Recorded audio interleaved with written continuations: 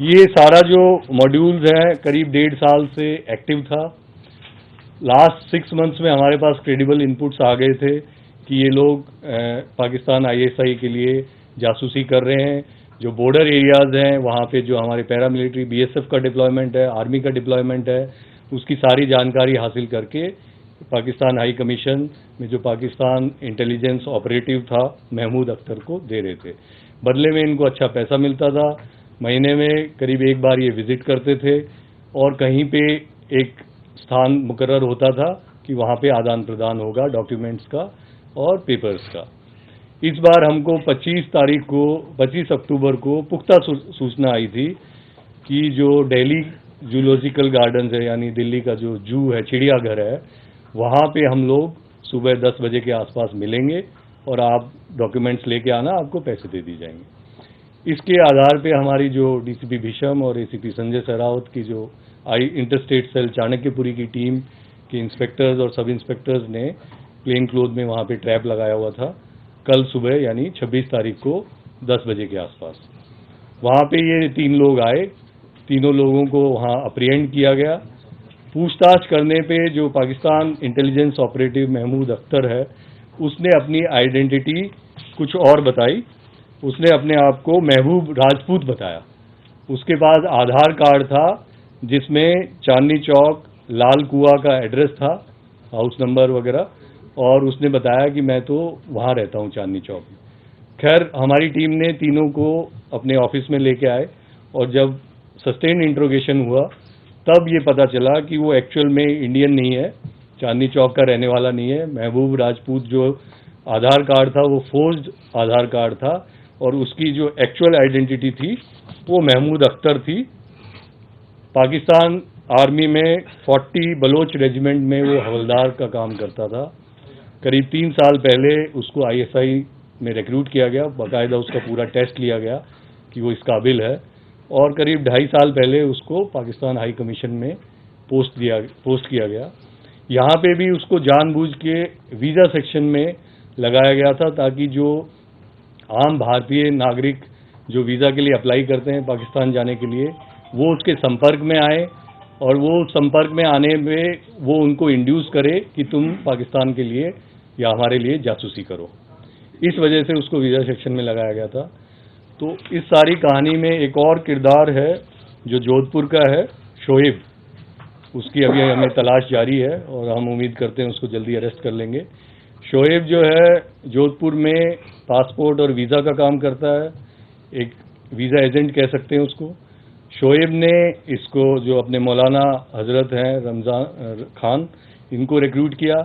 आगे मौलाना साहब ने सुभाष को रिक्रूट किया और भी कई लोगों को रिक्रूट किया हुआ है, जिसकी हम इन्वेस्टिगेशन में जांच करके उनको ज़रूरत पड़ेगी तो अरेस्ट करेंगे।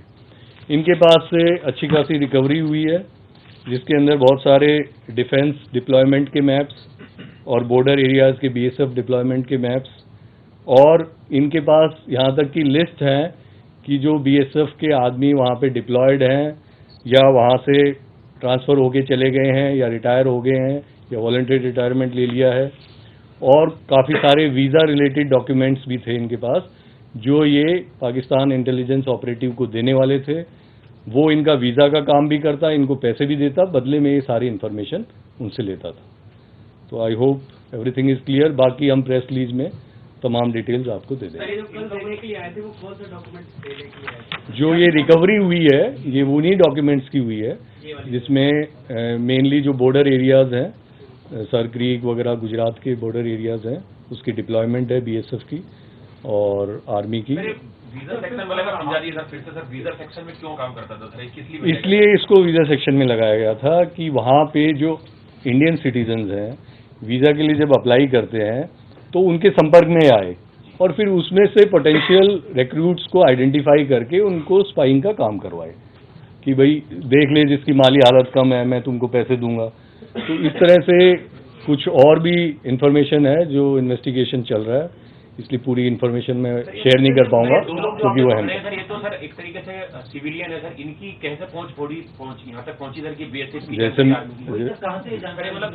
उसमें है कुछ नाम हमारे पास जो जिन्होंने उसको जानकारी दी है, मतलब वो हम उचित समय पे आपको बता देंगे कि कहाँ से। Since 18 months, according to your data, these people were working, and every month they used to meet.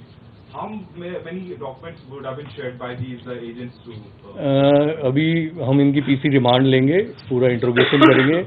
On an average महीने में एक विजिट होती थी इनकी, तो उस हिसाब से आप अंदाजा लगा सकते सर कहाँ पे विजिट होती थी दिल्ली में? हैं। दिल्ली में it might be in old Delhi somewhere, या यहाँ पे चिड़ियाघर हो गया, कोई जो टूरिस्ट स्पॉट है वहाँ पे बुला के और एक्सचेंज So करेंगे। was Mahmood also in touch with different officials based in different establishments, because these are only two spies?